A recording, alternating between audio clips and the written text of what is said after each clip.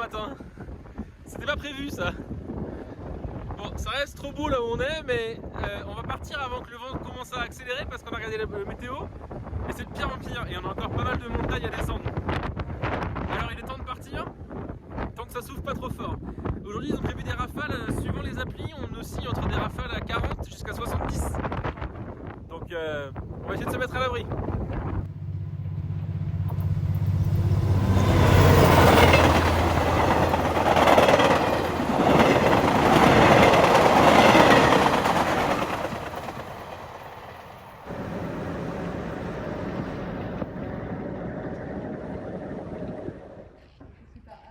Alors nous sommes au musée Roxen, au nord de la petite commune de Nono. Et Ariane, tu peux m'expliquer comment on a trouvé ce musée? Toujours sur Eye of the Lander, il y a un voyageur qu'on suit, qui est toujours 2 semaines en avance et qui a conseillé cet endroit. Du coup on s'est dit qu'on allait venir. C'est random, c'est au milieu de rien, et au moins sur la façade de ce qu'on voit, il y a des statues de tous les personnages importants en fonction des époques. C'est assez cool en vrai. C'est rigolo. Voilà, apparemment c'est une collection privée d'artefacts, plus de 25 000 artefacts d'histoire de la région.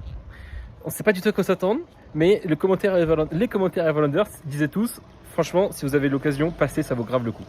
Du coup, on passe. On a le temps. Alors c'est vraiment un musée avec tout et n'importe quoi.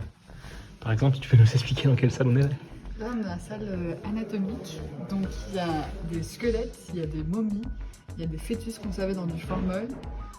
C'est assez fou et c'est des pièces qu'il a récupérées, donc les momies qui sont antiques qui viennent du Pérou, des squelettes qui viennent d'écoles de médecine, mais aussi de vieux. Ouais, il y a des trucs Inca, il y a des trucs qui viennent du Pérou, Bolivie, Chili, nord de l'Argentine. Et par exemple, les fœtus, il les a récupérés, enfin, c'est le gars qui a fait le musée qui les a récupérés pour les conserver. C'est donné par un ami à lui qui était docteur en médecine. Et genre là, il y a une momie quoi. Elle, c'est une momie Inca. Non, du Pérou. Elle vient du Pérou. Bah, Inca du coup. C'est littéralement la deuxième salle. Hein. Et ça, c'est des sépultures indigènes. Avec des exemples de sépultures. Et voilà, on sort de la pièce avec les momies et on arrive devant une énorme collection de reliques. Là, c'est des tissus. Argentine, Bolivie, Uruguay, États-Unis. Trop fou comme collection. On va essayer de se renseigner sur qui est cette personne et comment elle a réussi à avoir une aussi grande collection. Quoi.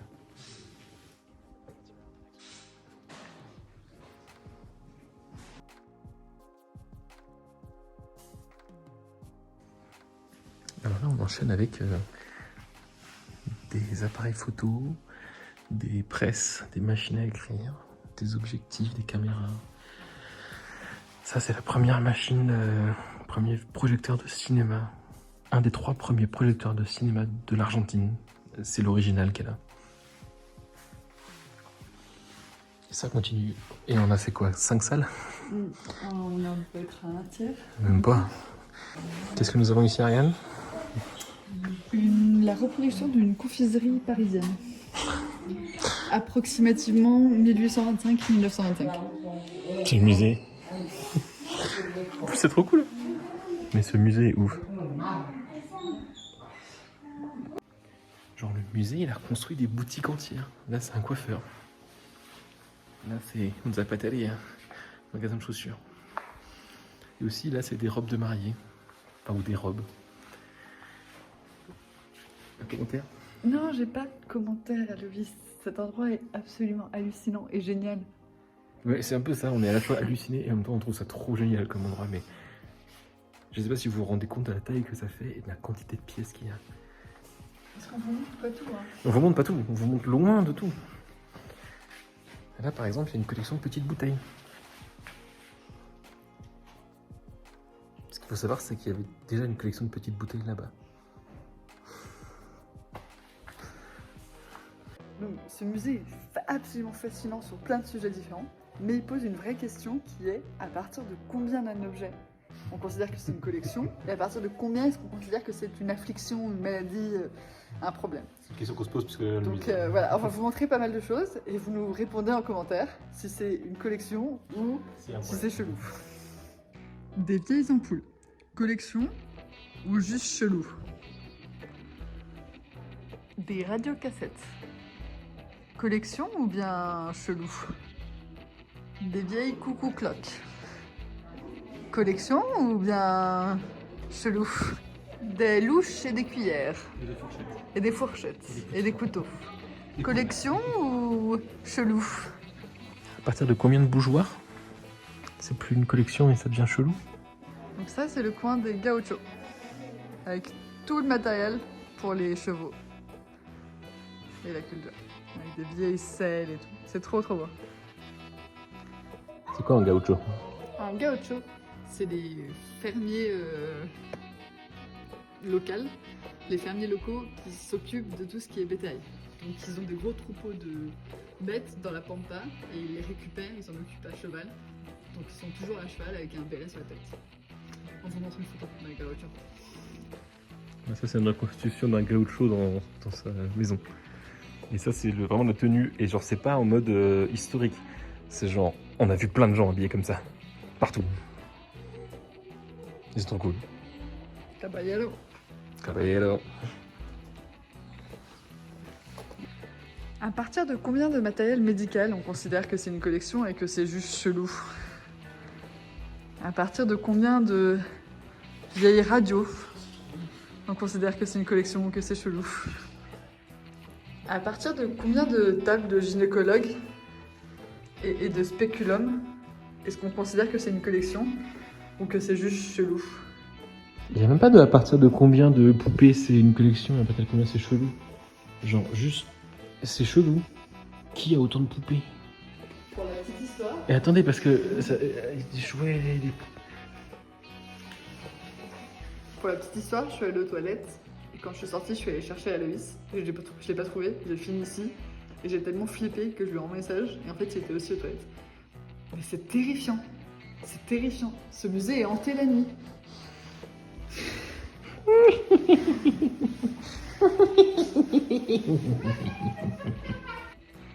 À partir de combien de cabinets de dentistes on considère que c'est chelou ou que c'est une collection?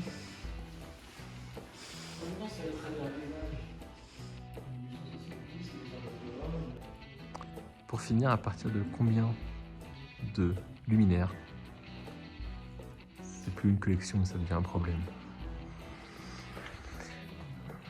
Vous pouvez mettre vos réponses en commentaire.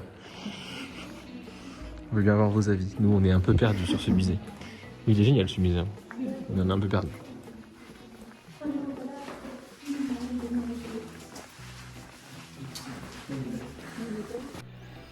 En fait, le sol est trop. Même les murs, hein. Mais ils ont même mis la radio, je me captais en fait. Ouais. Ils ont même mis la radio.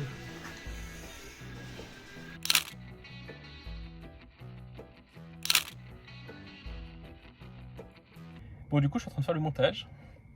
3 mois plus tard, là on est fin août, on s'est toujours pas remis de ce musée. C'était... On en parle encore souvent entre nous, c'était une expérience.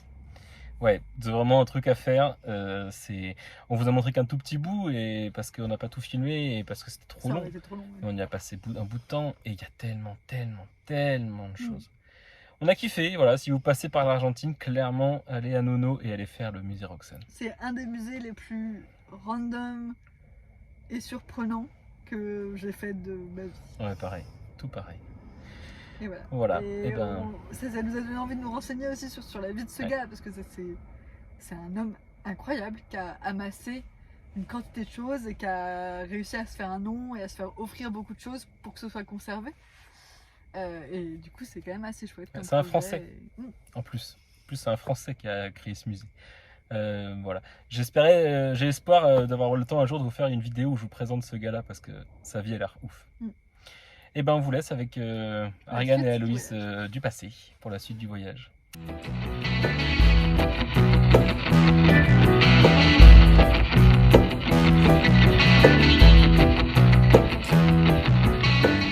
Bonjour le vlog. Bienvenue le matin.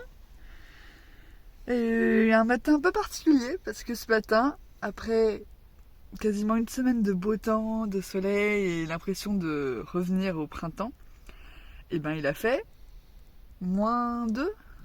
Non, 0. Il a fait 0. Il y a on fait de la fumée en van et il y a de la glace sur la vitre arrière. Tu nous montres la glace sur la vitre arrière?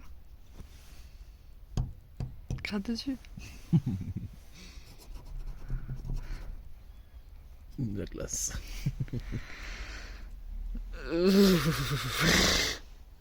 Alors, nous avons quitté Nono. On a passé la nuit hier. Très petit village. On a fait le musée un peu bizarre.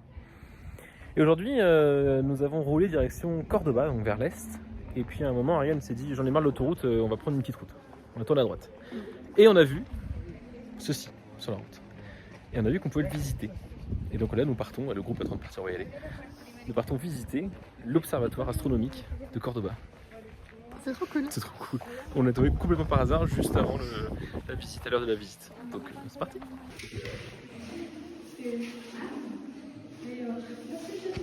T'as une tête de con avec ça.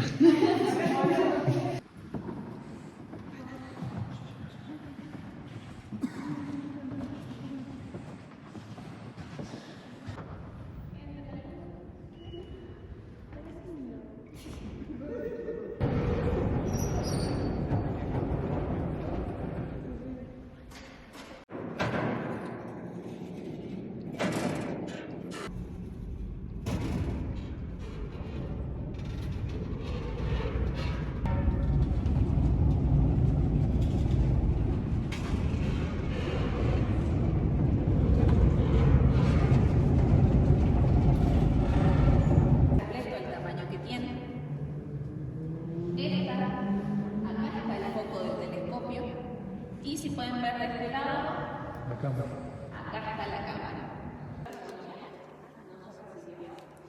C'est bon. Ça, c'est...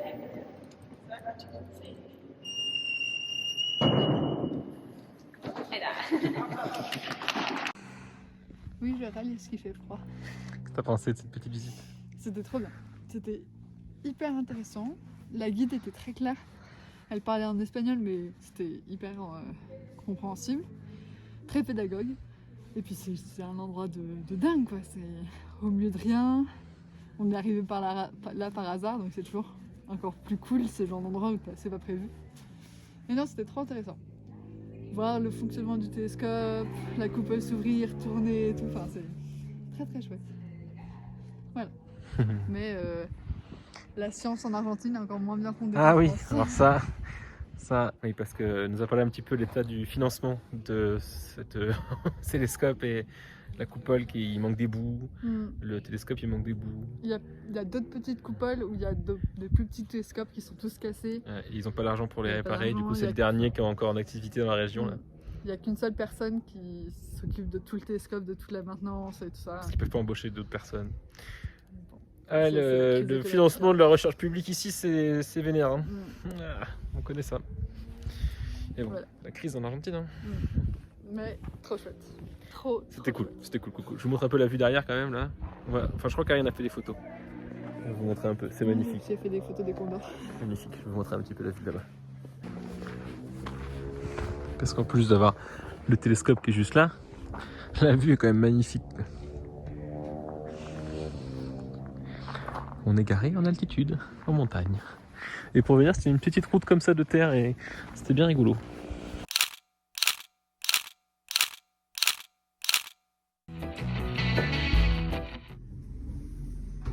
On n'était pas censé aller au musée Ariane aujourd'hui? D'abord, il faut des forces pour aller au musée. On a trouvé un petit café qui fait des frappuccinos dulce leche, des bougères, des cookies. Et on a commandé beaucoup trop de trucs. Un peu de tout. Ça, c'est que la première moitié.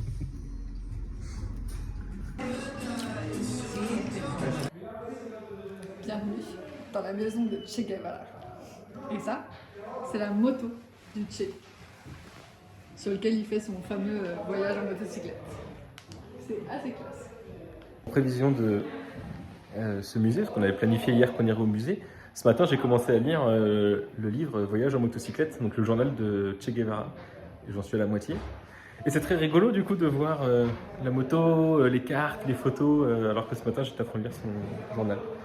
Je trouve ça très parlant, j'ai l'impression d'être dedans du coup, c'est très cool. Et le musée est chouette. Il y a plein de photos, il y a plein d'histoires, il y a ses rencontres. En fait on était dans la région et là on est dans la ville où il a passé son enfance / adolescence. Du coup comme on passait devant, on s'est dit c'est l'occasion d'aller découvrir un petit peu la vie du Che. Et en plus ils ont des guides en français. Et ça c'est plutôt cool. Très rigolo, nous arrivons pile aujourd'hui à l'ouverture de la semaine du Che à Altabrava, là où on est. Et du coup nous avons devant le musée des tables et là-bas il y a plein de motards. Apparemment il y avait une espèce de parade de motards et ils se réunissent ici pour manger ce midi. Donc on va aller voir les motos, la collection de motos. Et de ce qu'on voit il y a plein de modèles différents.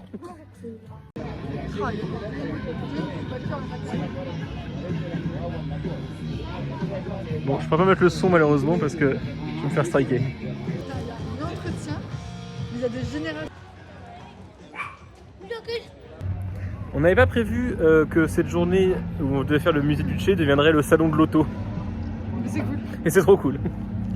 Et voilà, du coup en fait il y a une espèce de course rassemblement en l'hommage du Che aujourd'hui. Et du coup tous les gens sont venus avec leurs vieilles voitures de collection. Et elles sont toutes garées là, donc on fait le tour. Et il y a des trucs plus ou moins vieux, genre ça. Après, c'est pratique pour le refroidissement du moteur. Qu'est-ce que tu racontes? C'est pratique pour le refroidissement du moteur. Hein. Bah y a pas besoin de ventilateur et capot carbone quoi. Bon, bien après cette visite du musée du Che et ce petit salon de l'auto et de la moto imprévu, nous prenons la route direction Cordoba. Alors hier nous sommes bien arrivés à Cordoba. C'était dimanche, donc on est parti un petit peu visiter la ville qui était un peu morte. Jusqu'à ce qu'on arrive au parc. Et en fait on s'est rendu compte que le dimanche tout le monde est au parc. Et genre le parc était plein. Et c'était cool. Donc nous avons dormi dans le parc. Alberto il est garé juste là, derrière Ariane. On a passé la nuit là, on a passé une bonne nuit. Et on s'est fait réveiller à 7h30 parce qu'on n'était pas garé exactement, on était garé un tout petit peu plus loin. Et en fait on dérangeait les ouvriers qui viennent travailler dans le parc, qui ne pouvaient pas passer. Bon, on a bougé le van de 5 mètres. Et ce matin nous avons fait un walking tour historique de la ville de Cordoba qui était vraiment cool, 3 heures à se balader, le guide était sympathique. Et puis on a appris plein de trucs sur la ville de Cordoba. Et c'était cool.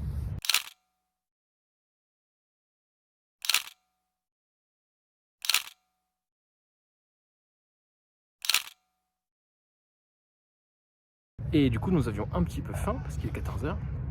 Et on a demandé au guide où est-ce qu'on peut acheter des empanadas. Et il nous a conseillé une chaîne d'empanadas qui fait plein de goûts d'empanadas. Et du coup nous avons ceci. On a pris une douzaine d'empanadas du coup.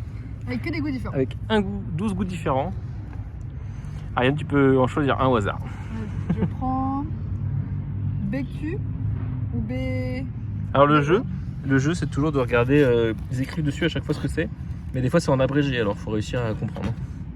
Et on sait pas pourquoi celui-là a une forme différente aussi. BC. Aubergine. Aubergine. Hyper bon. Allez, on est parti pour dégustation.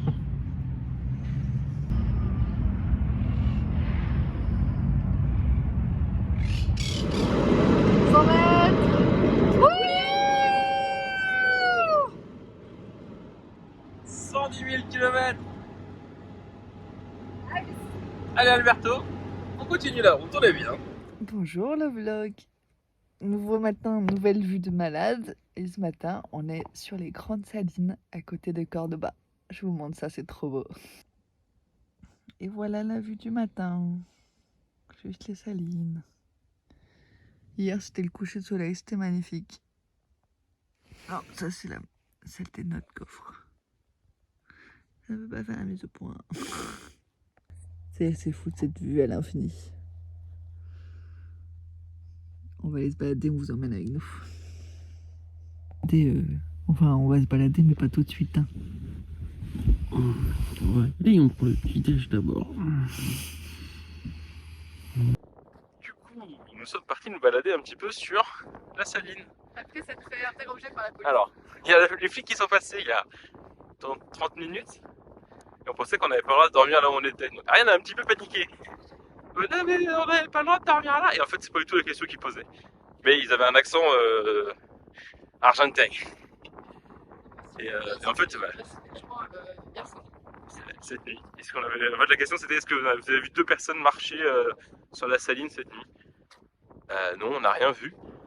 Donc ils ont pris notre déposition. Je pense qu'ils ont pris notre déposition parce qu'ils nous ont demandé nos papiers d'identité, les papiers de la voiture, et ils ont noté ça sur une feuille. Et en dessous, ils ont écrit qu'on n'avait rien vu. Je pense qu'ils ont pris officiellement notre déposition de on n'a rien vu. C'était un peu étrange.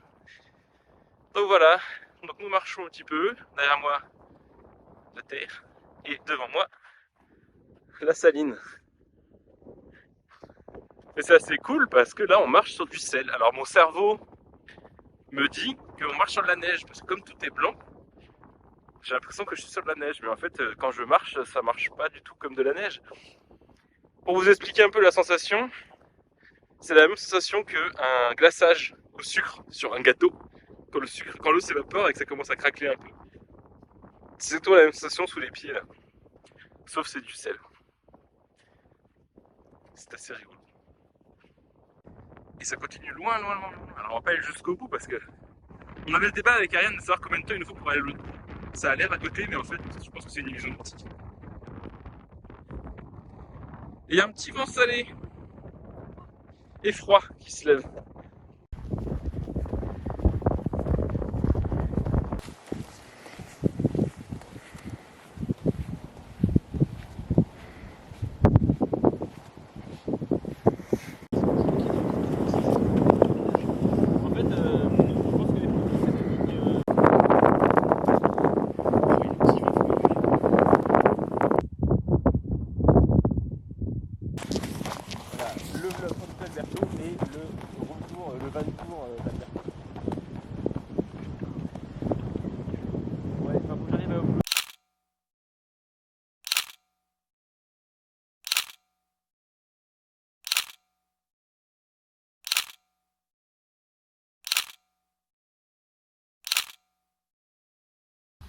Bon bah après un mois en Argentine plus les 2 semaines qu'on avait fait avec Eidosh, ça y est on s'est mis au maté.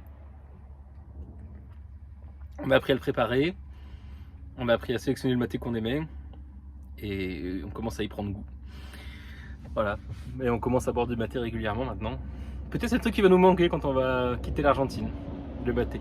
Je sais pas si on peut en trouver en France, faudra qu'on se renseigne parce que j'avoue que ça donne envie d'en voir plus souvent.